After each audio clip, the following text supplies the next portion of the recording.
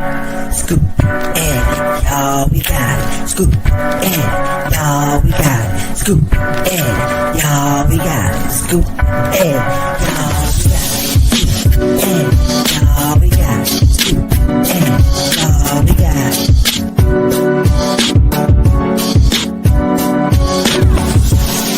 That's how we go. This is how it ends. The past is gold. That's how we go. This is how it ends. The past is gold. That's how we go. This is how it ends. The past is gold. That's how we go. This is how it ends. The past is gold. And now, get ready for Ginger Caskins and Lloyd Spence, the press and the pros. Let's go.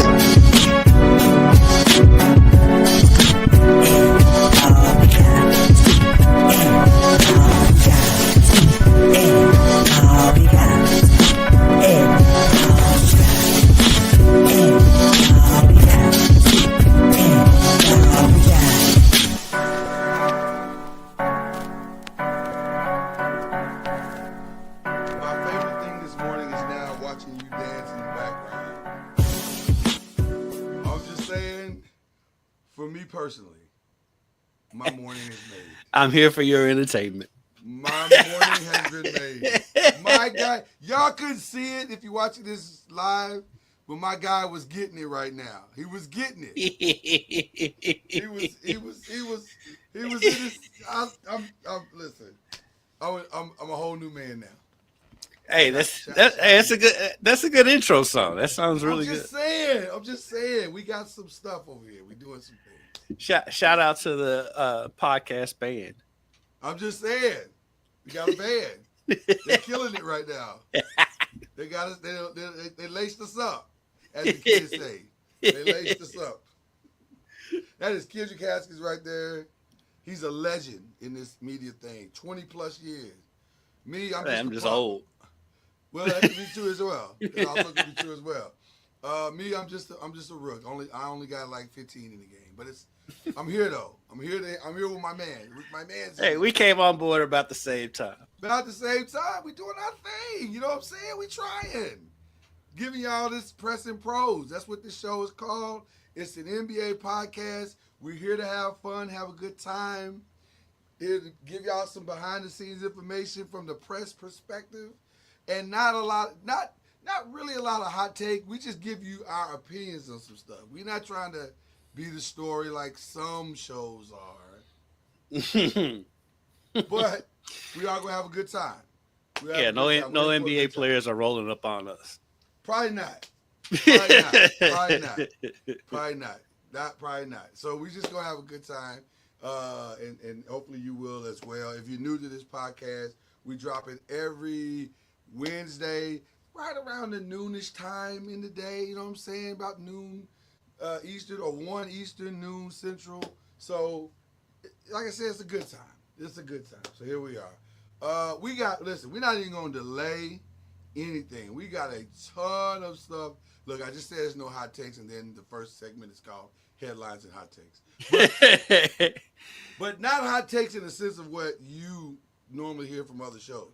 Our hot take is if you stayed up like I stayed up last night and watched that game, oh my God. Game of the year. It's not even close right now. Right. Not even close. Timberwolves and the Nuggets, an unbelievable presentation by both squads. We watched Jokic last night go smooth off. But that really wasn't that surprising, though, because he goes smooth off. That's what he does. 60-point triple-double. Okay, so he's never done that. Never done that. That man at 60. And he needed every single point. It wasn't even a flex. It was he needed 63. Right. He didn't even get enough. But man, what a game. 61, 10, and 10 for Jokic last night. Played 53 minutes. I know everybody's going to talk about the triple-double today, but you got to show some love for the 53 minutes. for those who don't do the math well, there's 48 minutes in a basketball game. They played 2 overtimes. That man stayed out 5 minutes. If you're doing the math, he stayed out 5 minutes of the entire game. 5. No load management there because you know he'll show up for the next game too. Which, by the way, is today. Maybe I not. don't think he plays. I don't think he plays. But Minnesota's got Denver's number. It appears so. 6 in a row. They're 6-0. It appears so. It's weird because 6-0. I mean, it goes back to last season. So this is like after the trade, that giant trade with Cat and Julius Randle, and they still maintain their dominance over Denver, who's one of the best teams in the league, and Minnesota's kind of been flying. Even though it does feel like here at the end of the season they're finally getting in their groove. They finally, when Randall healthy, and they're able to gel and get some chemistry out there. Minnesota's dangerous, and no one's talking about it. Well, listen, we definitely got a segment where we're gonna get into all of that with this, but I will co-sign 100% what you're saying. Listen, and they kind of did this a little bit last year. Like they kind of got hot. Like they were hot and good last year, but like you could tell going into the playoffs, all of the stuff that you were concerned about throughout the year, all that stuff came together. Now I'm gonna say this: I'm still concerned about Randall because everybody's gonna look at that last play and say, "Oh, that was Anthony's fault. He threw a bad turnover." But also, Randall was supposed to stay. If you go back and look at it again, he was supposed to stay, and he cut in. And I think he was trying to clear space. I get it, but they were not on the same page. Mm-hmm. Now, Russell Westbrook bailed them out twice. I felt so bad for Russ so let's get into that part too, because golly, I felt so bad for Russ, man, because he didn't have a horrible game. He wasn't like killing it. He had 12. He only had 12 points. He was 4 of 11. Missed every 3 he took. So he didn't have an amazing game. He had 5 turnovers, which is not great. But that ain't what everybody's going to talk about today. They're going to talk about should he have shot the ball or should number one, they're going to talk about should he have shot the ball or not. I'm team dribble out. Yeah. I'm team dribble out at the end. Or if the shot's going to go up, it probably should go to the person who has 61 points.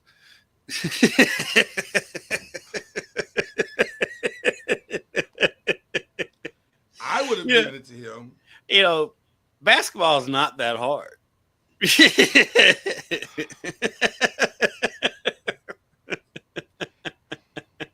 It's not, but here's what I'm going to say. Egos are hard, but basketball's not. It definitely is when you have an ego, for sure.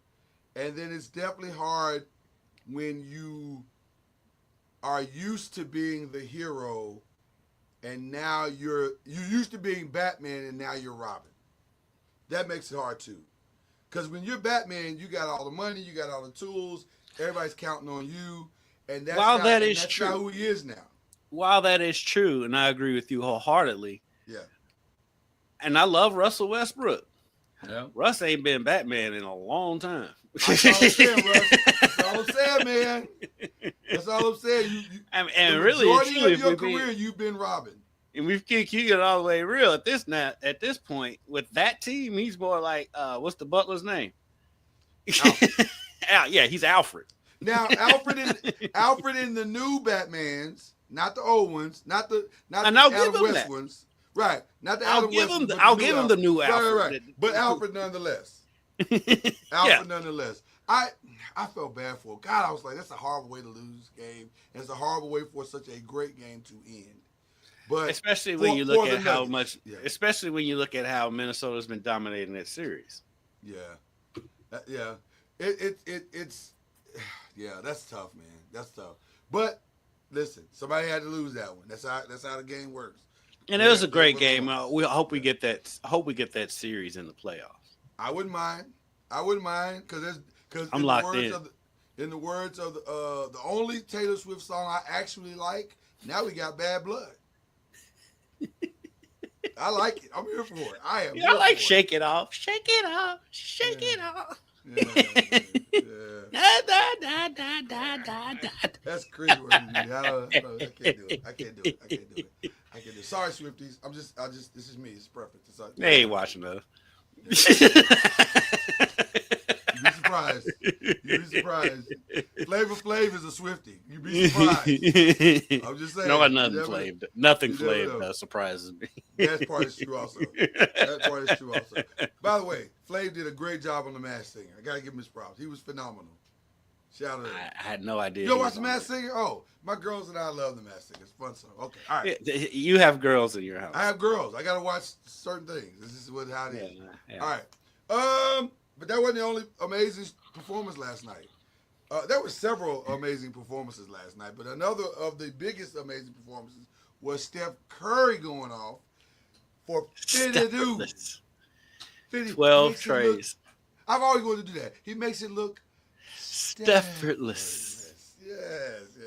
I've always wanted to do that. Okay. 52 on I saw 12 it. three-pointers. Oh, shut up.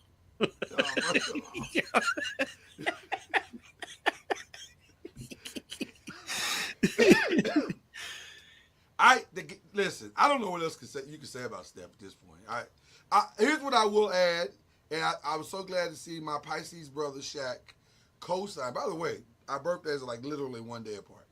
I was so glad to see my Pisces brother last night say, "You ain't gotta say he's the greatest of all time, but when you're talking about the greatest of all time, just throw his name in there. Just throw it in there, cause now one thing greatest of all time you can say, he's the greatest quote unquote little man to ever. I think he has surpassed Iverson at this point, and Isaiah Thomas, and Pete Maravich, and all of those guys. I think you can safely say it is. He has. It is so funny that he is considered a little man when he's like 6'4". Like, he's my height. He's my height, so I'm a little man now. Yes. People think Steph is, and a part of it is because the way he like sprawls out and stuff when he's shooting. Right. And Steph is not a small man in like normal walk of life. Right. Steph is probably taller than just about everybody you know. And by the way, Steph is not a small man, period. Because if you see him his now, arms, he's ripped. Yeah, Steph kind of got yoked up a little bit. I'm like, yo, you might not want to run up on Steph like that. Like, he might. I don't know what his gangster's like, but he ain't no little dude. Yeah, he's not no little dude. Yeah, he ain't no little dude. So, I don't know. And by the way, once again, needed every single one of those points to win that game.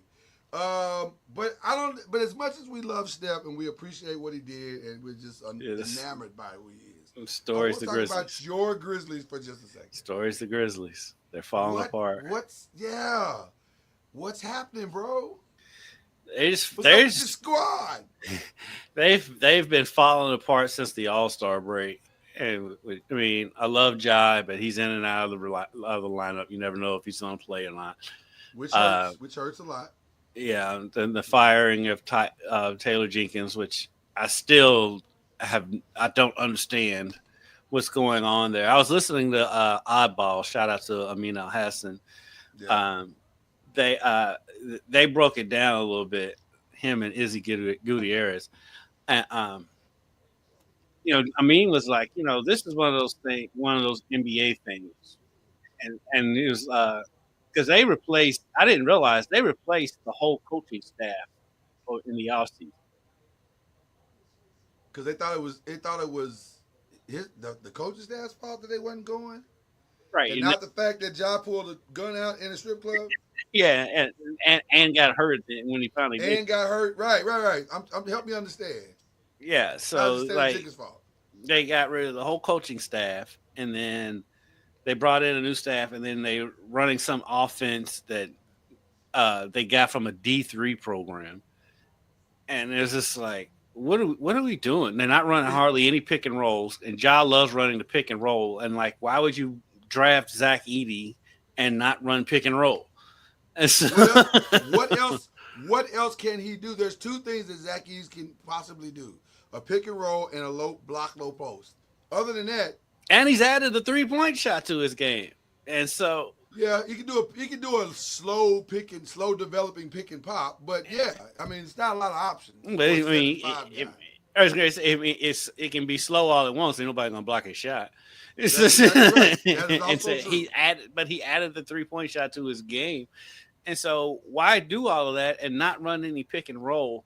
And so I Obviously, think the there's a rumors lot are going out on there. with that organization. That this because it's Memphis and because it's a small market team that we don't hear about it as much. But I think there's a lot going on within that organization. Obviously, the rumors are that he and Taylor didn't get along. Ja and Taylor, which may I I don't know. I don't know if I believe that or not. But at the same time, I can see why Taylor would be frustrated with Ja for sure. Oh I don't yeah, know why. I don't know why Ja would be frustrated with Taylor because he has given him about as long a leash as we've ever seen in the history of the NBA. So I don't know. It feels like this whole thing is falling apart and that changes probably need to be made. I don't, and I'll say this now so that we're on the record early. If I am, man, if I'm the Grizzlies organization, not 100% sure the changes wouldn't start with Ja. I'm with you on that. I love Ja, and but I love him especially too. especially after what we saw with Luca, where basically they traded him because they didn't want to pay him $300 million. That could happen with Ja because they said he's hurt all the time. I mean, I'm just saying. Ja before the All-Star break, Ja had missed enough games to where he wasn't eligible for postseason awards. That happened before the All-Star game, For the All Star, right? and so Ja can't stay on the floor, and he's off the court issues. That is so weird to me because like every single person I talked to when he was at Murray was like he's the nicest and like my one interaction with Ja, he was as nice as could be. And like all this other stuff, and he even stupid stuff he does during the game. Like last night, he did the gun thing over towards the Golden State bench. It's like, bro, what are you doing? Fam, what are you doing? he's like Benjamin Button. He's aging backwards with maturity, and Right, like, maturity, right. and so I'm not so sure that a change of scenery would not be the best thing for him professionally and as an individual. And so you can get a haul for him. yeah, the thing is though, you're starting all over again, and you were starting all over when you drafted Ja in the first place, and Ja's only 4 or 5 years into the league, and yeah, so. But let me say this though, not really. And here's what I mean by that: if you trade Ja for either, like, let's say somebody hits the number one pick, why not trade Ja to the whoever gets the number one pick? You try to make that trade, or trade him for another generational superstar like the Lakers did.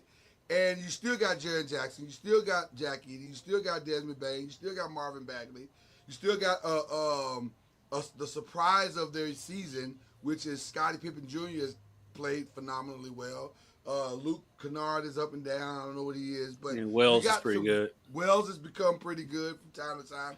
You still got a lot of great pieces. You just honestly trading Ja is saying we need a culture reset, and I think they're close, but they need to look more like OKC and less like the '90s Portland Trailblazers. You know what I'm saying? Yes. Like we gotta shift thing. We gotta move this thing around. And to me, the only immature element is, with all due respect, it is Ja Morant. It's just, it's unfortunate, but it's the truth. Generational talent, but what has it gotten you? You know what I'm saying? And other than headaches, what has it gotten you? So, I don't know. It's something to think like about. a good organization for him is just the location of said organization, I don't know about Ja being there either, is Miami It'd be for oh because man.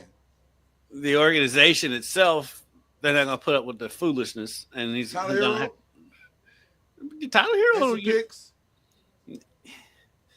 I don't think if you I don't think you trade. You'd have to trade more than Tyler Hero. What's a If fair we going on trade? fair trade, because I was just saying Miami just as an organization, No, but I'm not opposed to the I don't trade. think Miami has the pieces to do it. Well, unless there's a new food born every day. I mean, There's a new again, here's the Bradley thing. Beal has a no trade clause. But let me tell you why I like the Miami. But let me tell you why I like the Miami trade, because it looks as though they're going to lose in tremendous fashion the trade for Jimmy Butler. Like That's done. You let the ego run him out, and so there it is. So now, if you trade, and I will pull up the NBA trade machine so we can just take a quick look at it real quick. Boy, that was broke all the journalistic rules on that one.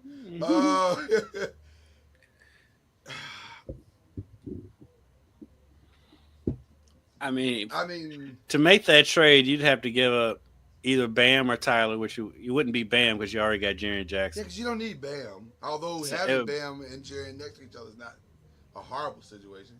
Terry Rozier would be thrown in there because I like Bam and Terry. Terry has not worked in Miami well at all. So maybe Terry and Bam. No, it'll be Taylor. Love. It'll be Taylor and Hero. Giggles. It'll be Taylor, Hero, and Picks. Yeah. I'll be honest with you. I would consider it. He needs. I think, and let me say this. Yeah, Rozier, Hero, and Picks. I think he needs it too. I think he needs it. Oh man, I just thought about what you said, Miami. Yes.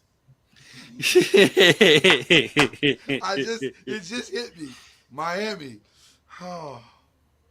I mean, I'm damn near 50, and I don't know if I can be trusted in Miami. It's a tough place to live. As a man, it's a tough place to live. They sell a lot of neck braces in Miami. I don't know. Okay, I don't know. That's I don't know. That's something that we'll have to revisit for sure. I can see Phoenix being on the table. Well, they got to do a lot of stuff. I know. But if you can, because obviously they're going to get rid of KD, so KD. Well, Bradley Beal's probably going to he's probably not going to go to Memphis. He's going to enforce his no trade clause. So, but he would. And you know what's crazy about what you just said? He'd fit perfectly there. That would be a great player in Memphis. Because he'd bring professionalism to the locker room. He'd be nice coming off the bench. He probably won't want. KD would be a nice fit if Ja was still there. Oh yeah, well, listen, that's the dream scenario. I was hoping that scenario would play out. But the problem is, he won't mentor Ja, and that's what Ja needs. Ja needs a mentor. I thought that was. I think he'd mentor him. He'd mentor him a little bit because he's been kind of a mentor to Anthony Edwards, even though they're not on the same team. Yeah, but Anthony Edwards wants to be mentored. I don't know. Would Ja listen to Anthony? Would Ja listen to KD? He should. Yeah, I think Anthony Edwards. I mean, not Anthony. I think Ja Morant. If he would listen to KD, it'd be phenomenal. I think he would though, because we've talked about it on the show before. Is that locker room in Memphis is so young. Yeah. They don't have any OGs in there. They don't. And so supposed KD, to be Marcus Smart. Yeah, and they got rid of him. And they didn't work. Yeah, it didn't work. Yeah. Right. And so and plus Marcus Smart, I mean, no disrespect to Marcus Smart. I don't know how much the younger guys are going to really listen to Marcus Smart because he hadn't won anything. Right. And KD's KD. And so I think they would. I I don't know what they would have to do to get KD and still be able to keep Ja. If they did that, most likely Edie's gone. I would think Desmond Bain will probably be gone in that trade. And If you're trying to keep Ja, yes. yeah, if you try to Okay, keep you Ja, can't. most Yeah, likely it's going to yeah, be you can't. Desmond Bain's definitely in there. Zach Edie, maybe. I don't know how much interest Phoenix would have in Edie. And then even though him and Booker and Bain would be a pretty good Let's let, let's mix. see. Let's see if GM. Uh, 'Cause I'm thinking it would be Bain, Edie, maybe oh, to Bagley. keep Ja. You said to keep Ja. You said to If they keep Ja. keep Okay. Ja, So Bain, you trying to go Bain and Edie. see that's 41. So you need another maybe Bagley. Luke Kennard, either Luke Kennard or Bagley. Bagley makes more. Um, It's Bagley closer to probably get you even. right where you want to be. Kennard's gonna Yeah, have you under a little bit. yeah, Bagley, you're let's right. see. That So should get it. Yeah. yeah, There you go. yeah, So it's doable. yeah. It's doable. But you also got to pay KD too. Do you want to Yeah. pay a 36-year-old guy? Well, the thing is, he won't be up for a max. So, No, it won't be up for a max, so that's good. But yeah, is he going to take a and pay cut? you know what? With Katie, He might. he probably would. He might. Katie's like Katie's want to hoop. I gained a whole new respect for him after watching Court of Gold. I'll be Right. honest with you. I was like, okay, so you really do just want to hoop. Like, you really don't care about nothing else. You do care, but not to the point where it's like you're money hungry or anything like that. You Right. just want to get your money, go hoop, and that's it. And you're done. Yep. So, okay, I got it. Okay. Well, there you go. That's a fascinating situation. We're going to have to see how that plays out. Let's talk about a couple other things. Speaking of KD, he's out for a week. I believe he's out for the rest of the season. It's over. Yeah, I think he's played his last game for Phoenix.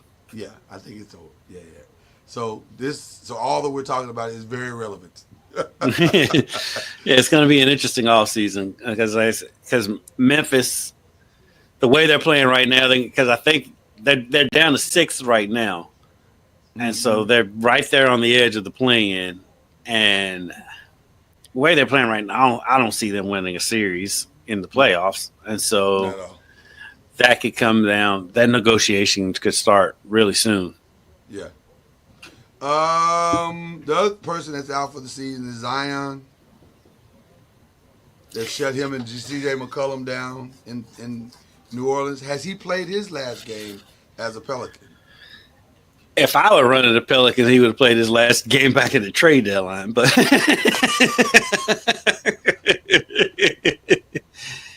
that's another one that I guess if I'm Memphis, I'd explore that trade because I think he would when he plays, I think he would be him, Jaren Jackson, and Ja would be a nice fit. I don't know. Again, the food situation. There's a lot of barbecue in Memphis. There's a lot of good food in Memphis. Vices. People have their vices and they can't overcome them. Yeah. And Dr. Phil is no longer on the air. So there you go. Well, that's a good thing. I don't. Yeah. Oh man. He's such an anomaly. I don't know what to think about Zion anymore. Because he showed you flashes coming back. And technically, he kept his weight down this year. Technically, he wasn't as big as he has been. Now, But he was just as injured. the injuries did not. Well, because keeping your weight down for him is relative. Like, yeah, he's down to like 264, I think it was what they reported. But in my humble opinion, that's still way too big. Like, for the style of play that he has, I've been saying this since he got to the league. he needs to be at 240, somewhere between 240, 250, and it would maybe not even hurt to be 230. Like, he can't do all the things you're asking him to do heavy. It's just not it's not physically possible to do that and to continue to play at a high level. Unless you're LeBron James, you're a freak of nature. He needs a Moses Malone. What Moses Malone was to Charles Barkley, that's what Zion needs. But again, it goes back to what I was talking about with Memphis. It's such a young locker room. They don't have OGs. They don't have veterans in that locker room. They don't. And you can see it. I mean, you can see it with all these teams that are super young and they're super talented, but they're not getting anything done. I mean, they'll have good records. They're good in the regular season, but nobody trusts them. They don't have any OGs. But right. like, 100%. but the adverse of that, it looked like a team like Houston. Yeah, they're a young team, but they do have some older guys in there in that locker room. Yeah. And plus, Udoka and some of the looks he makes, I'm scared of Udoka myself. So, he might be the OG in the locker room, if we're being honest. He is the OG. Him and what's the big fella that was at Memphis and now is Steven Adams. Steven Adams. Yeah, I'm scared of him too. Yeah. Everybody in the league scared of Steven Adams. What? I just saw them play somebody, not the Lakers, but it was somebody else. No, it was the Lakers. It was Dorian Finney-Smith. It was. And Dorian Finney-Smith fouled him, and then for like a half a second, thought about running up on him, and Steven Adams was like, "Fam, come on." And Dorian Finney was like, "You're right. You're right. I was just playing. Right. Respect. So they got a solid locker room over there. Zion, I don't know, man. But if you're New Orleans, you gotta move on. Stop this madness. You gotta move on. You have to, but I'm not sure they will though. Then you're not serious about winning. If you don't, if you're New Orleans and you don't move on from him now, you're not serious. Don't talk to me about NBA championships or playoffs or none of that. You're the Clippers. You're the '80s Clippers at this point. Yeah. I was gonna say change that because the current Clippers trying to be beat. Yeah, but '80s, '90s Clippers, no. Low key. I mean, and no one's talking about the Clippers really, but they low key. They're making a run right here at the end of the season. So you're gonna make me skip. You're gonna make me skip to the next phase because this next section is gonna be good after we finish this. But one last story on the hot takes headlines: Pistons Wolves fight. 5 suspended, 12 techs. To the surprise, that wasn't a fight. Well, scuffle or skirmish, whatever you want to call it. But to the surprise of no one, Isaiah Stewart got the most with 2 games. And to Joe Dumars' credit, who gives out these suspensions, he said, for the same thing he said about Draymond Green, it's the consistency by which he gets in trouble. Let me say this. I think Isaiah Stewart likes it, though. He lives for it. He lives for it. That's like the fight guy. Now, let me say this. Isaiah Stewart will fight you. Yes. He will fight you. He is a fighter. This is the same man that rolled up on LeBron and was like, I want all the smoke. And all of it. And LeBron wanted none of it. Well, he didn't. Come on. Not on the court. Now, I don't know if he wants it off the court. I'm not going to say LeBron is not that guy, but he ain't. I don't think he's that guy. Like, Isaiah Stewart is like, he concerns me. Like, he feels like he has nothing. Like, Isaiah Stewart makes me feel like he was fighting a target. Like, he just yeah. He'd be the one getting a fight at the gas station. Like, man, what are you doing? Like, he need to get control of his anger management issues because he got them for sure. But the thing is, he's at the right organization. He is. Because he's in the right city for that. That's what they're known for. He fits right in. I love it. I love seeing him. I love seeing that. I love seeing the bad boy Pistons back.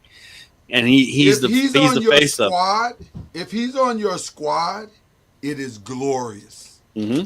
It is glorious. It's like Draymond. If he's on your squad, it's glorious.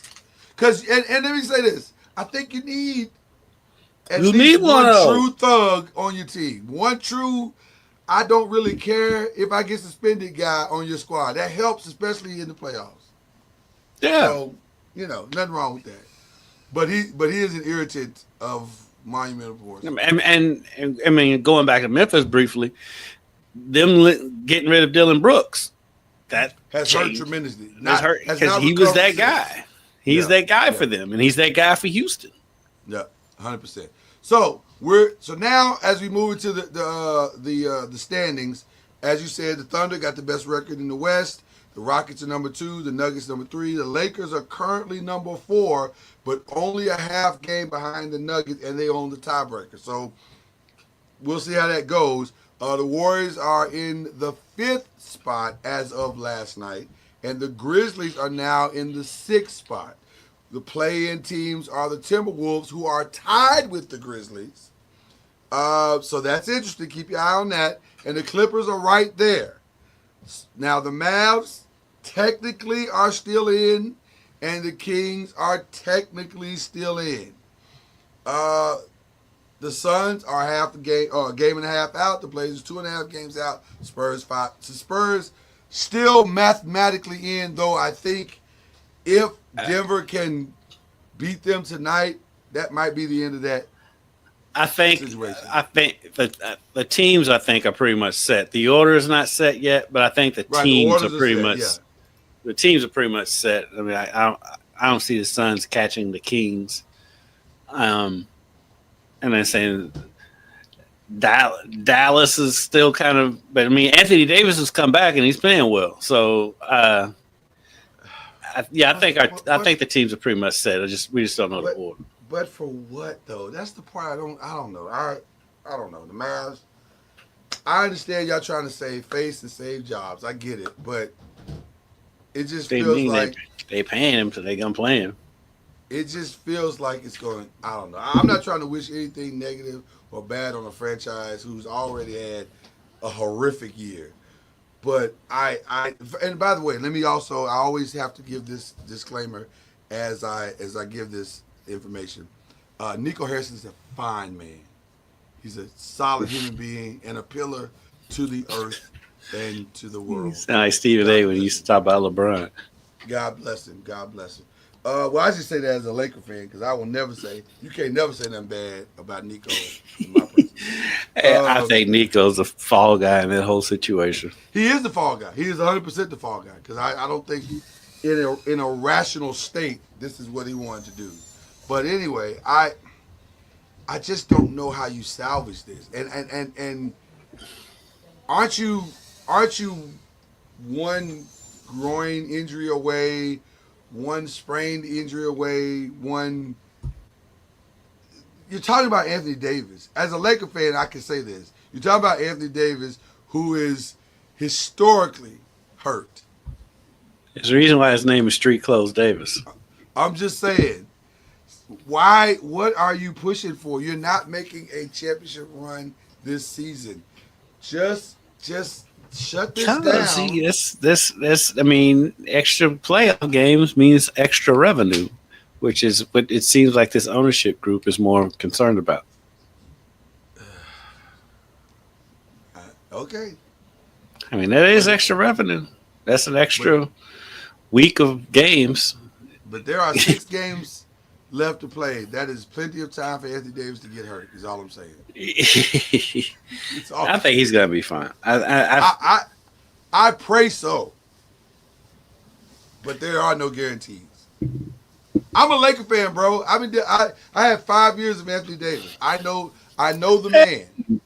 Look, I covered AD in college, and he was fine. Actually, he played every game in college.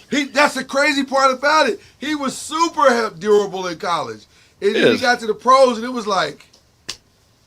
That's what cracks me up, like, about Jared Vanderbilt, speaking of your Lakers. Yeah. That dude wasn't healthy in college. Right. I think he only played like 10 games in college. This is no surprise. This is no surprise here. I don't know why. Yeah. I think the East actually is set. It's just a matter of there may be some small moving in I tell the you, 4, 5, and 6 spots, but everything else is set. the team that's the most confusing to me because you just don't know what you're going to get night in and night out is the Pacers. That is 100% true. Because By the way, they've got the pieces. They got pieces. they got. You don't know what you're going to get. They're Yeah. wildly inconsistent. And by the way, they clinched last night because of a loss. I think somebody lost and they clinched the 4th spot. Well, they clinched the playoff berth. I don't know if they're going to land in the 4th spot. They are actually 6. They are 2 games ahead of the Pistons. 3 games ahead of the Bucks. The Bucks and the Pistons are a game apart. So the only thing left to really decide in the East is that 4, 5, 6 who will land in those spots. In Indiana, do they want the Bucks or the Pistons? The Bucks, I think so too. Because we know especially Damian Lillard. with Lillard out, Yeah, and then didn't they beat the Bucks last year? I believe so. And so they've had some, and plus I don't think anybody wants anything to do with the Pistons. I think the Pistons are the most dangerous team in the East, and they're ahead of schedule, and they got nothing to lose. No, Nothing. yeah, and they're young. Money. They're playing with house money. They're just having fun. The old term, they're young and dumb. They don't know any better, and it's not even meant disrespectfully, even though it sounds disrespectful. But they young, dumb, and the rest of that. Right. And so they're not a team that to be trifled with right now. And so I don't think anybody, because even if they get the Celtics or the Cavs, while I would still pick either one of them to win that series, they're going to get beat up. Like we had a saying in high school, like I might lose a fight, but that other person's going to have a black eye. You're going to remember I was here. Yeah, you're going to remember I was here. Yeah, and that's what Detroit here's the other part. Here's the other part. They love playing the villain. Yes, they embrace it. They embracing the bad boy Pistons, man. Man. So let's talk about the high. And they got a bona fide star. Yeah, 100%. First team, right? I would think. First, let's see. I don't think he'll be first team. I mean, let's see. First team right now seems to be SGA, Jokic. I think Tatum. You put Tatum there? Yep. Just because of the record? Yeah, I put Tatum there. And honestly, if I'm being real about it, I mean, I'd put Steph on the first team. Oh, Steph? That's what I was thinking of. Steph's got to be the 4th.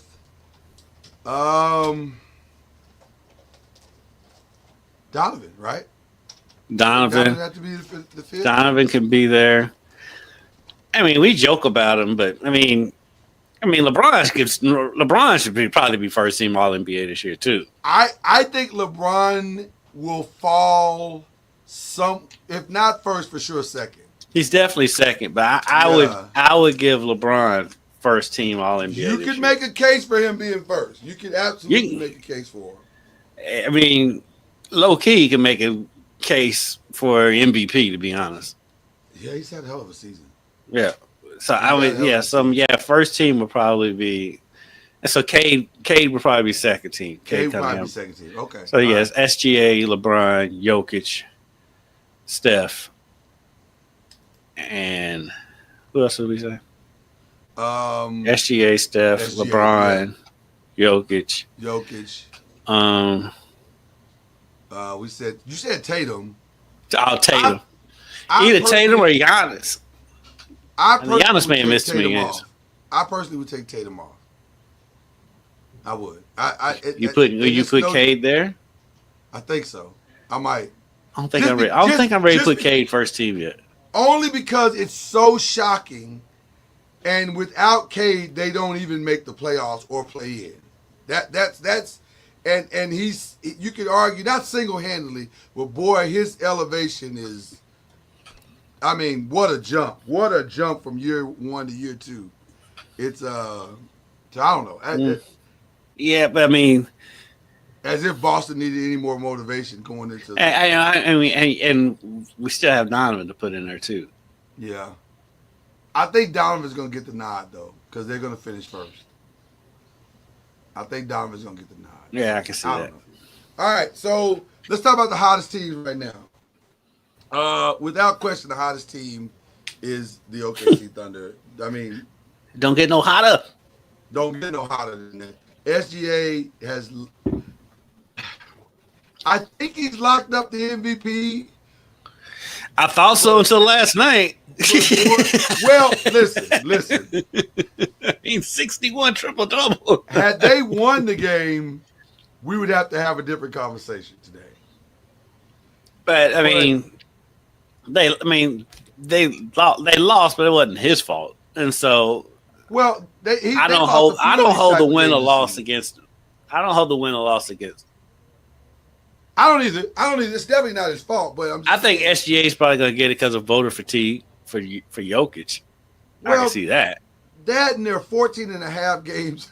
And then 14 and a half games, yeah. I mean, that seems pretty definitive. Like y'all know. It seems like he should get. I think this is SGA's year to get it. I mean, so.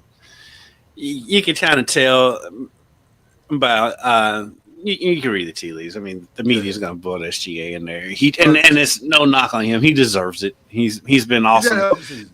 Yeah, and but I can see Jokic stealing it though. I can see Jokic. I wouldn't be upset. I wouldn't be upset if Jokic still got it. Yeah. It's not going to be unanimous. No. Yeah. I don't think it. Boston's 9-1 over their last 10. They're Bostoning. You know, they're Bostoning. Yeah, starting to ramp up a little bit. They're ramping up for the playoffs. I've been saying all year. The only reason why Boston's second in the Eastern Conference is because they've been bored with the regular season. They just ready to get to the playoffs. Yeah, bored to tears. Yeah. The Rockets 8-2 in their last 10, though. They didn't get blown out in the Laker game, but if you look at the analytics of the Laker game, it was concerning. What I think they got veteraned, for lack of a better term. That's what scares me in the playoffs with the Rockets. That's what everybody's saying. And the Pistons, to be honest, too. I don't disagree. Yeah, I don't disagree with that. Like you said a minute ago, quietly, the Clippers 8-2 in their last 10. And who's played in all 10 of those games? Kawhi.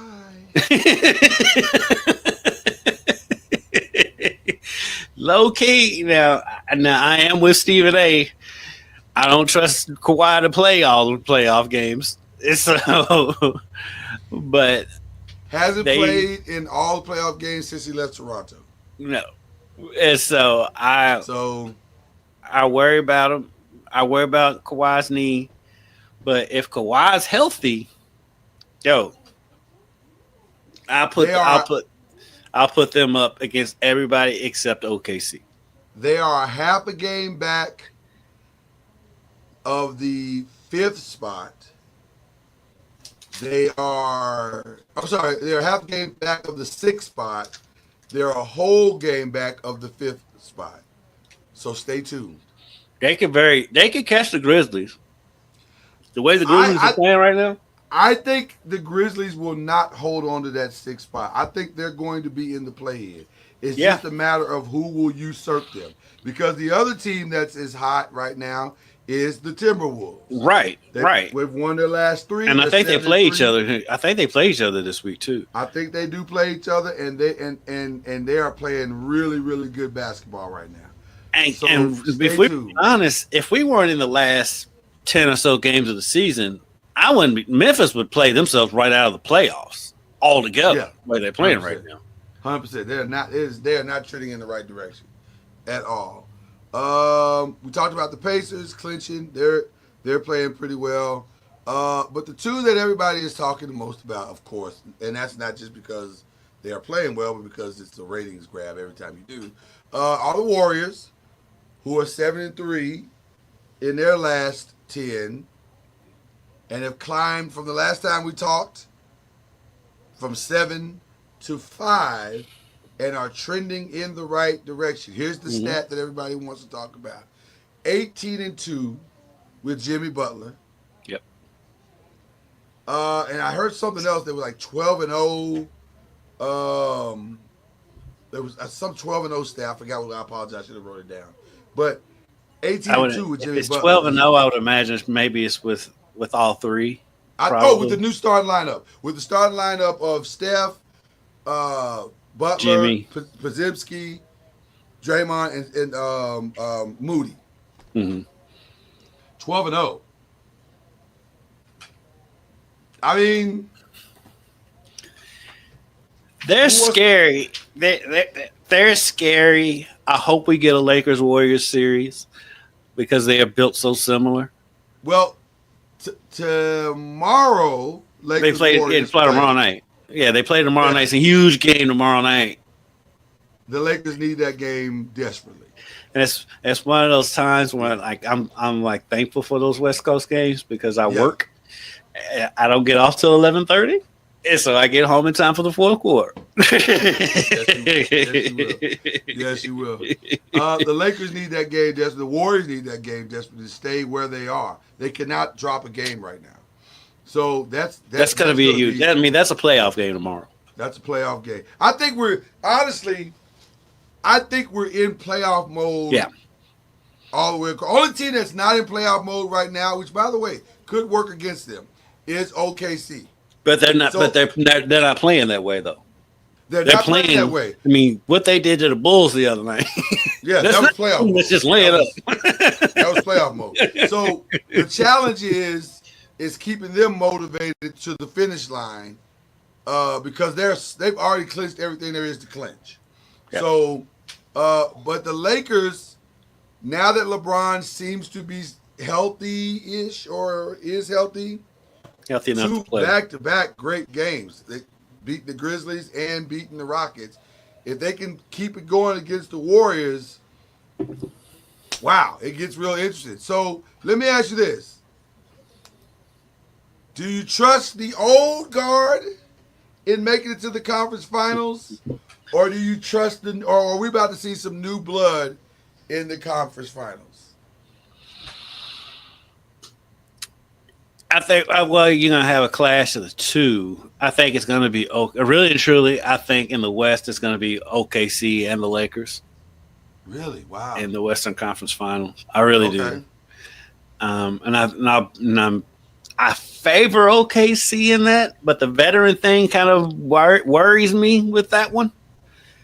But in the West, I think it's that. And then in the East, I think it's going to be Cleveland and Boston. Yeah. But I can see Cleveland getting up. If Cleveland gets stuck with Detroit, it could go bad real fast. That could go either way. Yeah. That could go bad. Real fast. Yeah. Yeah. So let's stay in the West for a second, because the 2, 3, 4 is up for grabs. And maybe the 5, but for sure the 2, 3, 4 is the one that's up to grab. The Rockets have remaining Utah, which they should win. Then they got OKC. I mean, they've got a gauntlet after that, Utah.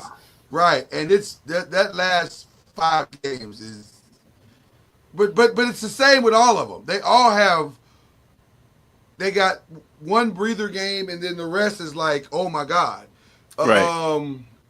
So the Nuggets have Spurs tonight.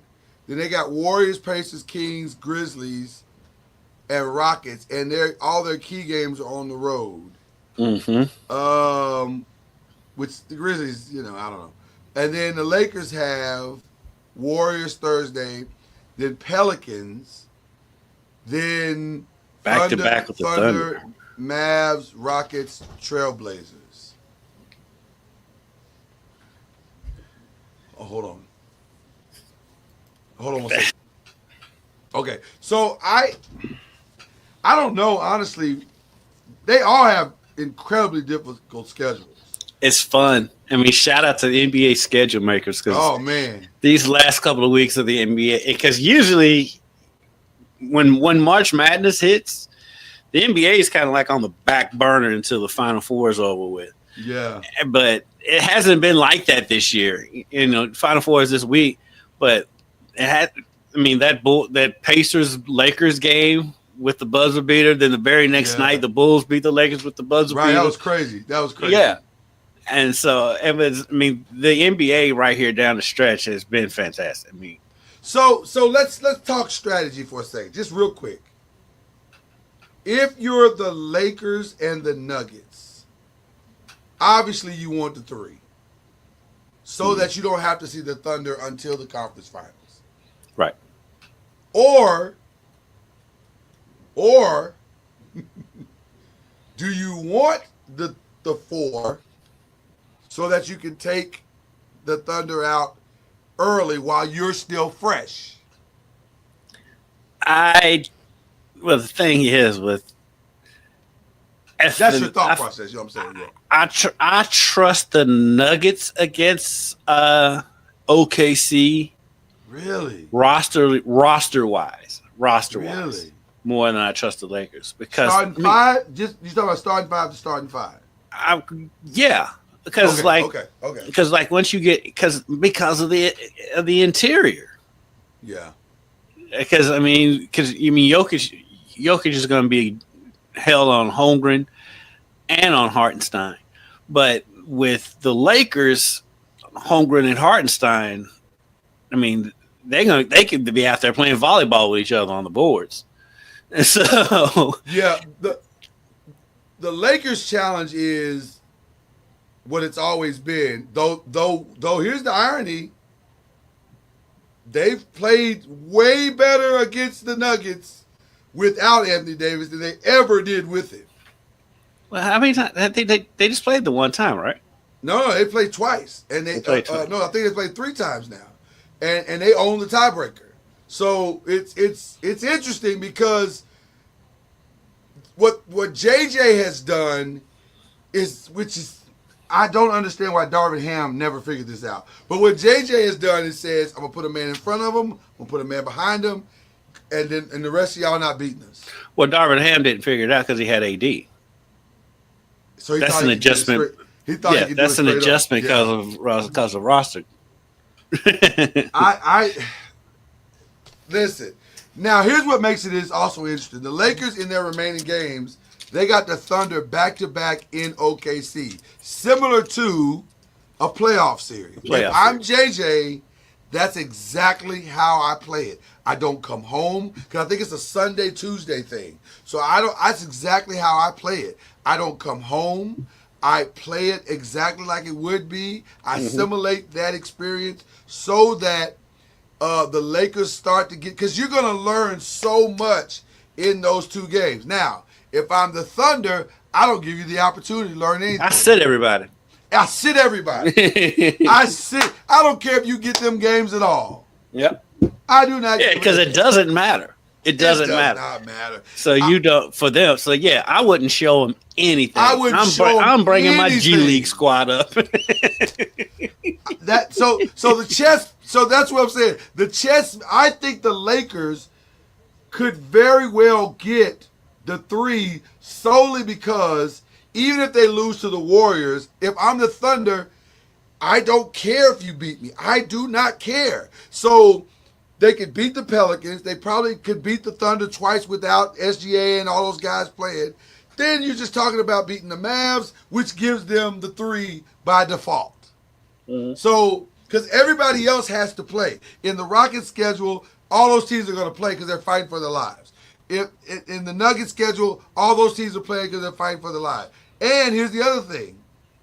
There's an outside chance that the Lakers fall into the 2. Or the Nuggets can fall into the 2. So I'm gonna say it's gonna go Rockets, Lakers, Nuggets. And the Nuggets gonna have to deal with the Warriors in that 4-5 matchup. As much as everybody wants Lakers, Warriors first round, I think it's gonna end up being Nuggets, Warriors. Which is also still pretty stinking good. Yeah, it's still really good. Yeah, that's still and then I think I would pick the Nuggets in that.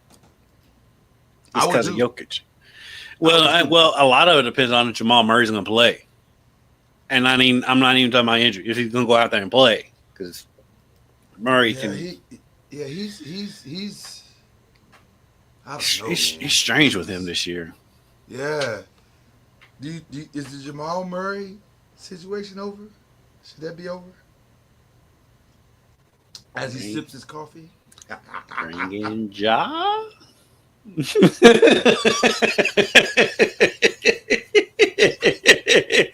But if you bring in, but for that trade though, I don't. That's not a straight up though. You're gonna have to throw something else in there, maybe Brown. No, you got to throw something else. But Jamal Murray with Desmond when you probably got to lose Desmond Bay. But Jamal Murray with Jaren Jackson, I like. No, I'm thinking the other side. Denver's gonna have to throw in more for Ja. Oh yeah, you throw in Michael Porter. That's easy. They don't want. They seem to not want Michael Porter anyway, which I don't understand. But they've been trying to divorce Michael Porter for years. Because you never know what you're gonna get from Michael Porter. Just saying. But I think he can flourish in Jamal Murray, Michael Porter, Jaren Jackson can compete. They can compete, and then Ja and Jokic, especially once Ja gets way Ja plays, once he gets acclimated to the elevation out there, going into Denver and have to chase that dude around. Ja and Jokic in a pick and roll. Oh my God. Mm-hmm. Oh my God. I low key, bro. That'd be my pick. I'm a Laker fan, and that would be my pick for the NBA championship. I would love. Well, you stop it because Ja gets hurt all the time because of the way he plays. That'd be the only way. That'd be the only way. That'd be the only way, though. But I would love to see. I would love to see that. That's the trade. If Memphis trades, then that's the trade. That's the trade. That's the trade. Wow. I don't know if Denver plays ball though. They love Jamal Murray. They do. Jamal Murray's brought him a chip. They had that epic battle in the bubble. But he's not healthy though. But neither is Ja. He's not healthy. He's not. Yeah, but the upside of Ja Morant's not healthy is way higher than the upside of Jamal Murray's not healthy. I can see that trade happen. That is a trade. I'm like, man, I want to get to the offseason. You're welcome, by the way. You're welcome. All right. Let's get to some other stuff. We love the other stuff on this show. That's just us talking about other stuff. There's no. We talk about other stuff. I want to talk about a sports thing before we get to anything else. Have you been keeping up with this Ovechkin? I'm not a diehard hockey fan, but I am a sports fan. Yo, when this season started, Ovechkin was significantly away from the Gretzky record. Like, it didn't look like he could get it this year. And he got hurt this year. Like, in the middle of the season, he got hurt. His brother is 4 goals away from breaking. So to give context for our NBA fans, him breaking Gretzky's record is the equivalent of LeBron breaking Kareem's record. Yeah. Like it appeared this would never be broken, or it would take a Herculean effort to do it. Not only is Ovechkin giving that Herculean effort, but he's doing it in ways that, because Ovechkin, how old is Ovechkin? Ovechkin is not a young man. Well, you can't be young to be up near that record. No, he's right. How old is Alex Ovechkin? He is 39. Jesus, man, he's 39. What's up with these 40-year-olds doing these crazy, impossible things? But yeah, that's wow, man. What it is technology. Yeah, you're right. You're 100% right. I mean, and that's the thing that, like, going back to LeBron, because we haven't really talked about LeBron on McAfee, right? And his dumb comment about Giannis scoring 250. Yeah, that was crazy. But if Giannis had the same technology back then that if he was using their technology in the 70s, no, No, he's he'd not. be out. First And if you ACL give tear, his career's over. right, and if you give those guys the technology and the first class flights and all and the hotels and all the stuff that they have now, they would be better. And this is You are common the sense. you are the, well, no, it's not, because you're the first person that I've heard rationally speak about this issue. Everybody else sensationalizes it and makes it into this thing that's not real. First of all, the number one reason why you cannot compare eras is because of the technology and the medical advancements that exist today versus what they were yesterday. Michael Jordan gets an ACL tear in the 80s. He's done. Done. He's done. Career's over. It's over. Now they come back in a year. So that alone, Just the shoes alone. The shoes. Right. So The technology of the shoes is. I mean, they were wearing Chuck Taylors. Have you ever seen a 70s and 80s Chuck Taylor? No one should be playing basketball in that shoe. I was laughing yesterday. Somebody had posted. Remember the Pee Wee Herman, the song? Yes. I love that song. They posted the video the other day, and like all the young people commenting were wilding out because they had on dunks in the video. I'm like, yeah, because those came out in the 80s. That was the shoe. That was the shoe we wore. I mean, come on now. So, okay, Ovechkin plays for the Capitals. Okay, Caps, so I'm just trying to see how many games. It's going to be tough for him. 4 games. It's going to be tough for him to catch it this season because their season's wrapping up. I think I want to say they only have. I think their season ends next week. The regular season ends next week. How many games are left? Okay, so there are. I want to go to the Capitals. Okay. They have, just out of pure curiosity, I don't know, man. They got a lot of games left. They got 1, 2, 3, 4, 5, 6, 7, 8 games. He's going to get it. Yeah. Now, that last one, the last 2 are going to be hard. He's only got 4 to go. But the last 2 are going to be hard because he's going to be pressing. And who are they playing as far as playoffs? They got Carolina, Chicago, New York, Carolina, Columbus, New York, and Pittsburgh. I think he gets it. It's 4 goals. And they're going to do everything they can to help him get it. Yeah, my only thing is, though, is who are they playoff wise? And you got New York, and you got the Knicks and the Cavs tonight, too, by the way. Oh, that's going to be a good one. That'll be a good one. See, the Caps, they're still fighting for their playoffs. Oh, no, they've already clinched. They've clinched, okay. But they want this record. You know they want this record. They want it. He'll get it. I mean, I think he'll get it, too. He'll get it. Let's stay in the realm of sports right now because your squad, bro.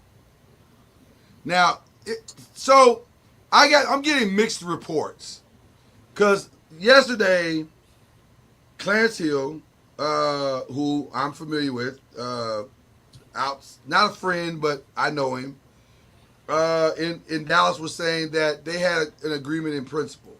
Then this morning I get up and I'm hearing, no, that's not true. Not only is that not true, but Jerry doesn't even know the name of the aim of. Yeah. He said that. He said that yesterday.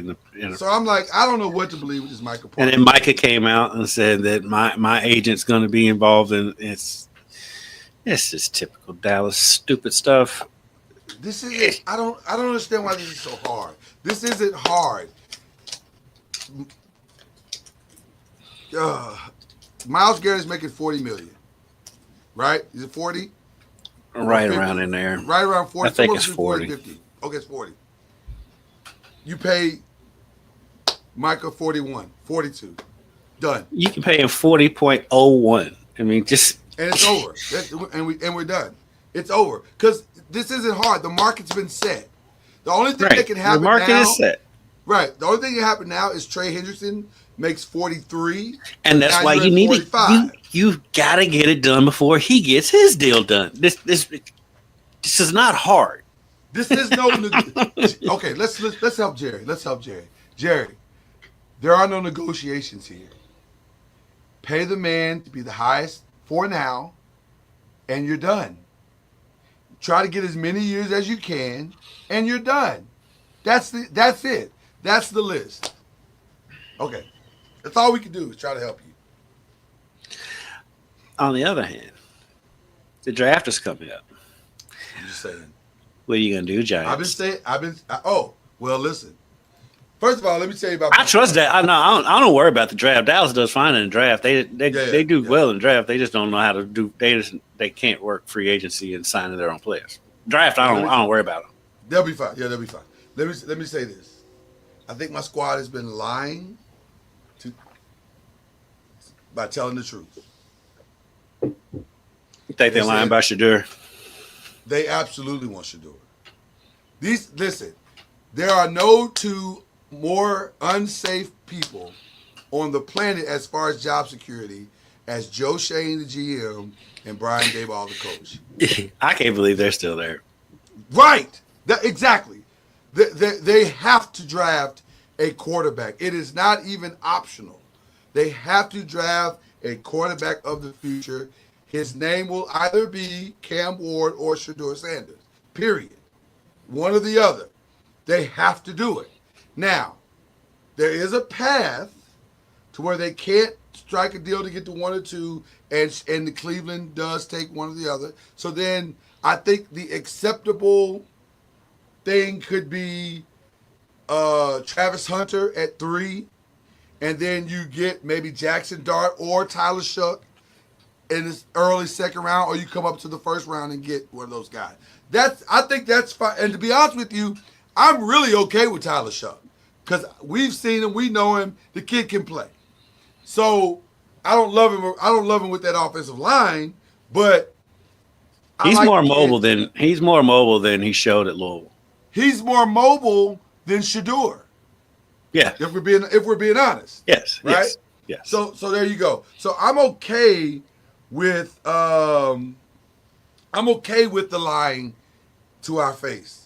But I think everybody's lying right now. Everybody's lying. So I think the plan is to get Shador. I don't see any other path for them to go other than that. Now, if he's not there, then you got to do what you got to do. But a quarterback is going to be taken. A future quarterback is going to be taken in this draft. It is not optional. It is not optional. You're not going to let Russ cook? No, Russ is going to start the season. And what are we going to do with Jameis? Jameis is going to give every pregame speech. Jameis is going to be on Saturday Night Live at some point. Do you understand how happy I am to have Jameis on this team? Oh, my God. The only reason why I don't like it is because I want Jameis to end his career so he can start his post-career life. Because he's going to be fantastic in television. I was going to say, what do you think it'll be? Do you think it'll be as Pastor Jameis? Or do you think it'll be as commentator or... it's going to be a commentator. Let me tell you something. If Jameis Winston decides to be a commentator, he is going to make so much money. I want him in the booth, but I don't know. The thing is, though, with Jameis, I don't think he can shut up long enough to be in the booth. So you need him as an analyst on the pregame shows. Let me tell you. I need that. I need that in my life. Let me tell you where I need him. I'm gonna put him in the perfect place. You ready? I need him on Monday Night Football, sitting next to Ryan Clark and Swagoo. Yes. Would that not be the all-time greatest Monday night pregame? Or with Peyton and Eli.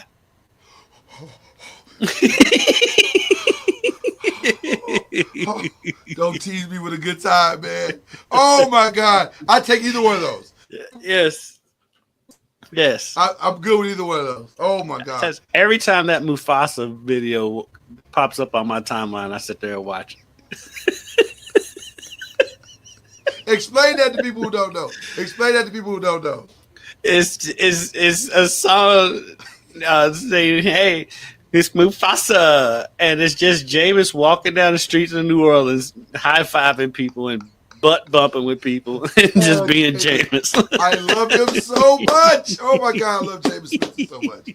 I love him so much. Okay, all right.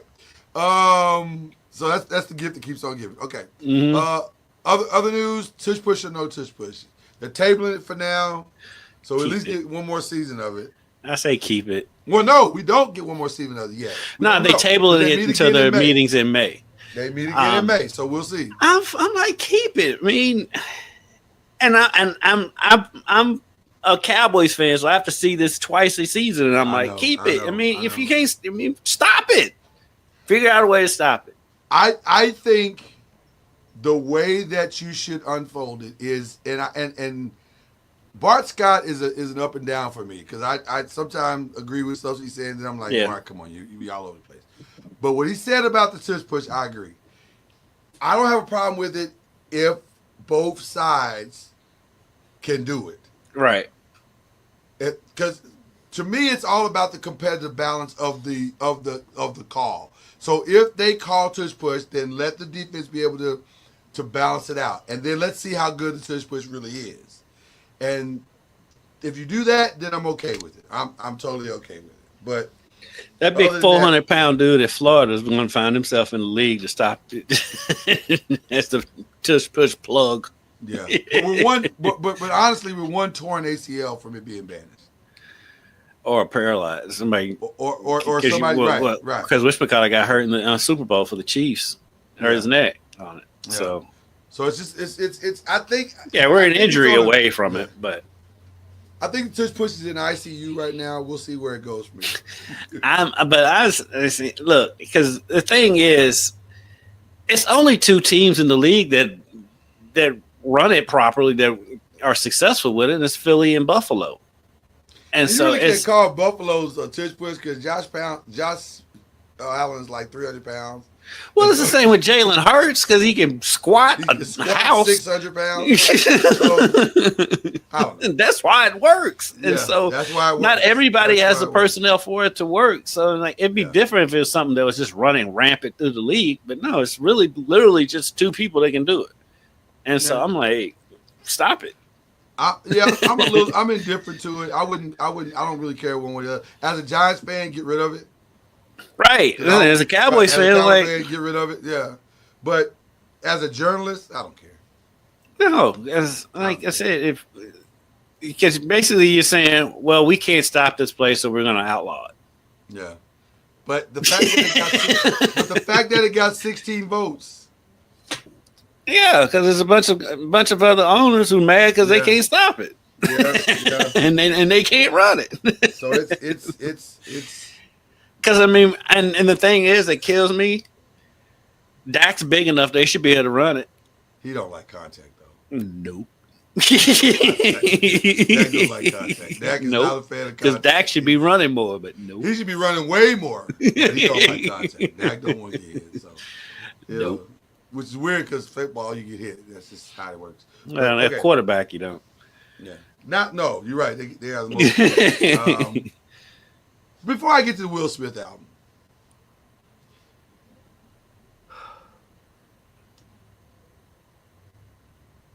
Steelers. I love it because there's no team I like to see fail more than the Steelers. Even though I make fun of your Giants all the time, the Steelers, I love it. Bring on the blank show. And like, because it's already a blank show, and he's not even there yet.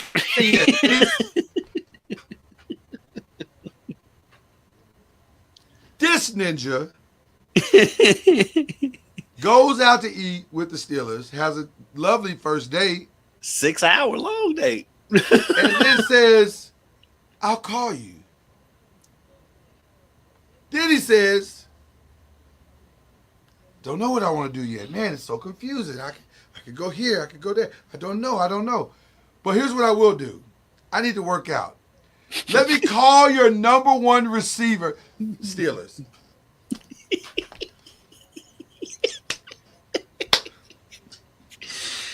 There is an old saying in business, and I live by it.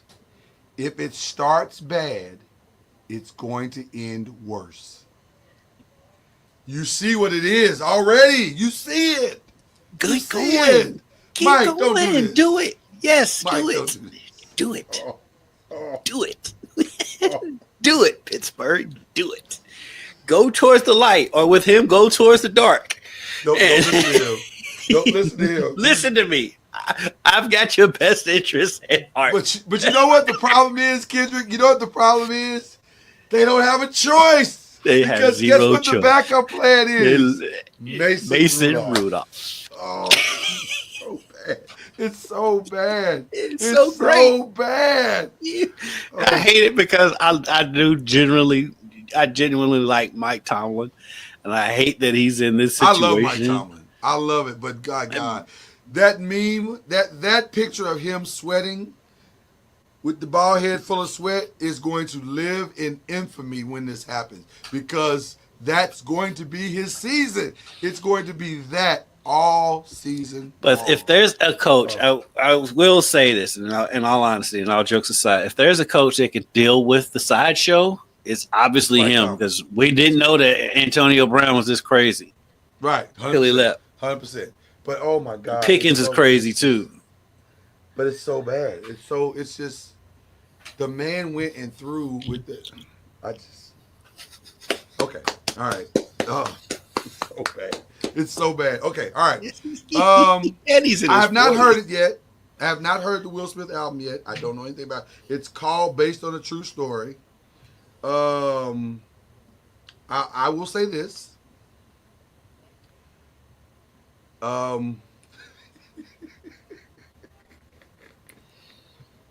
The headline in the Rolling Stones music album review simply says this: Will Smith's overwrought comeback album is our fault.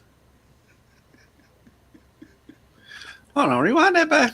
Right.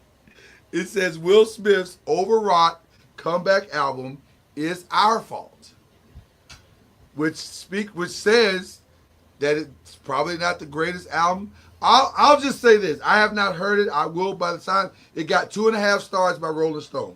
Now that's to be fair and to keep things in context. A lot of young kids work at Rolling Stone now, so I don't know always if they have a true grasp on the historical aspects of these types of albums or these type of artists. I don't know. Because it may be better than that from a sonic perspective.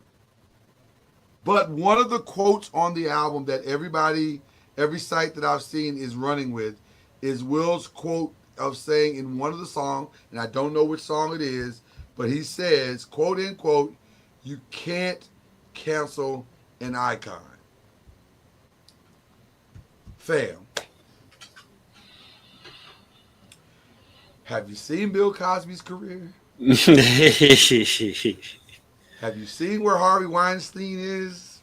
Well, the thing is, in Will's defense, what he did and what Not even they close. did. Right.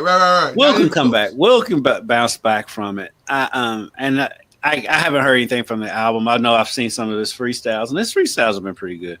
Freestyle's been good. Yeah. 100%. Is Jazzy Jeff producing it, or is Jazzy Jeff involved? Jazzy is on production. He is in there doing his thing. I'll give it a shot. I'd love to see who he collabs with, but I mean, albums like lately though, it's only been a handful of albums I've even liked that's come out, because usually albums are like a couple of good songs and a bunch of fillers. So, yeah. Well, by the time we come back, we will have heard the album, so we will have an official review for you next week. I will say one of the thing. We should make that a thing. Where we review at least once a week. At least once a week, we'll fix something. Go listen to this, or don't listen to this, or something. Yeah. We'll figure it out. I did get a good kick out of the video, even though Gilly gets on my nerves. The video of him rapping "Brand New Funk" with Will Smith.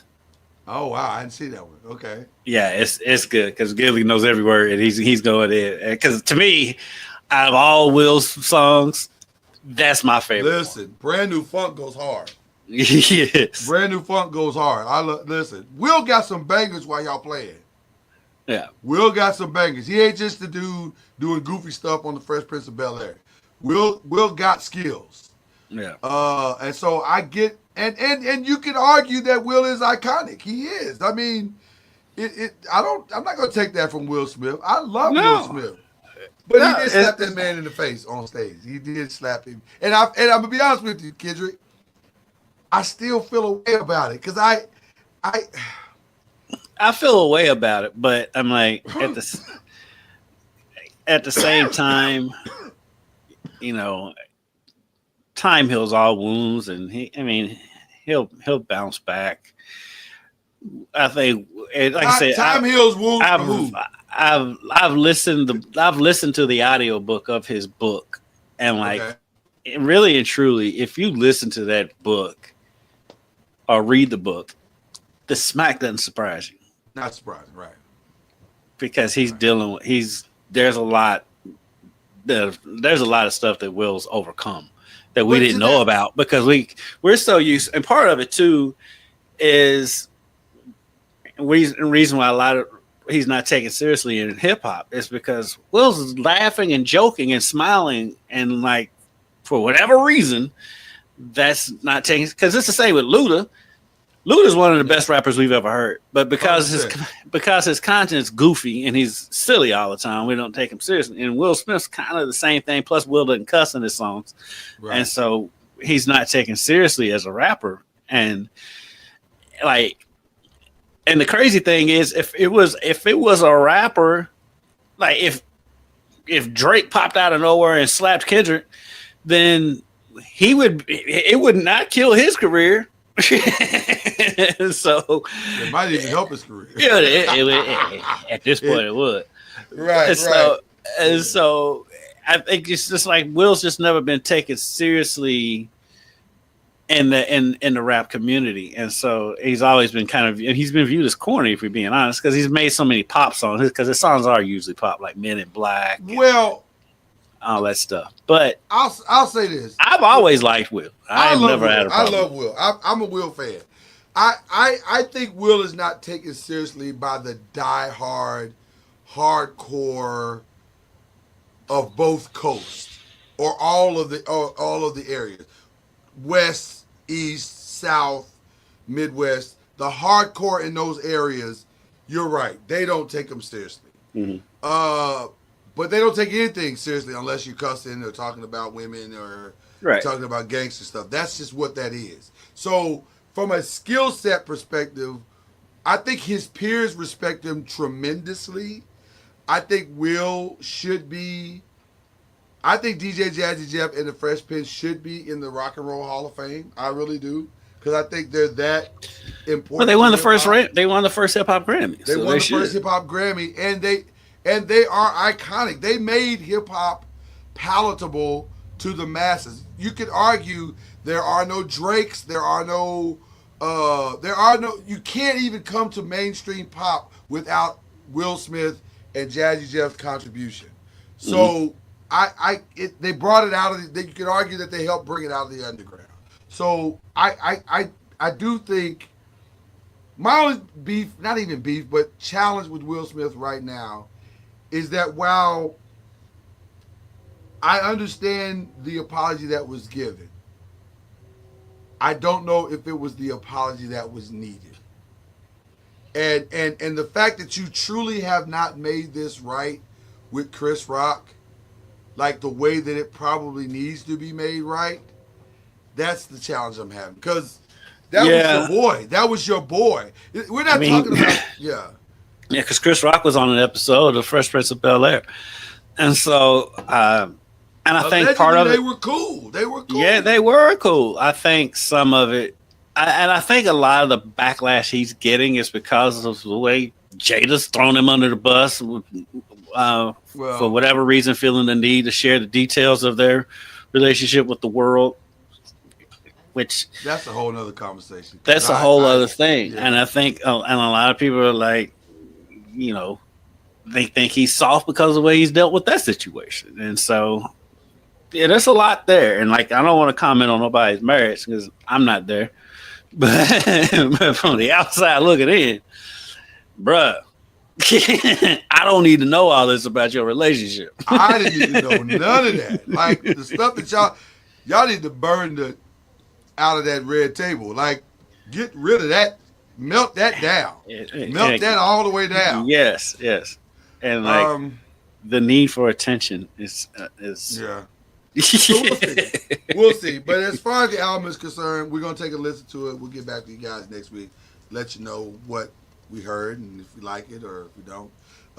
Last one, just for pure comedy's sake. Did you see Kevin Hart on the NPR for Tiny Desk? You watch Tiny Desk? I've watched. I watched Scarface when he was on there, and I've watched. That was so good. Oh yeah, my god! I watched some of the locks when they were on there. I'm a big Tiny Desk fan. I would ask you to go back and watch Mac Miller's before he passed. Brilliant, maybe the greatest one of all time. Like it's really really good. Scarface was pretty good. Though the Scarface one comes like Scarface is in that. If Mac Miller's one, Scarface is 1A. That one was so. I did not expect Scarface to be as good as it was. But that one was good. Babyfaces was good. I'm a Tiny Desk fan, but Kevin Hart I saw he did it. He's coming. He's coming here. I'm going. I got tickets for it apparently. He's coming here in May. Wow. Kevin Hart is different, man. That dude is different.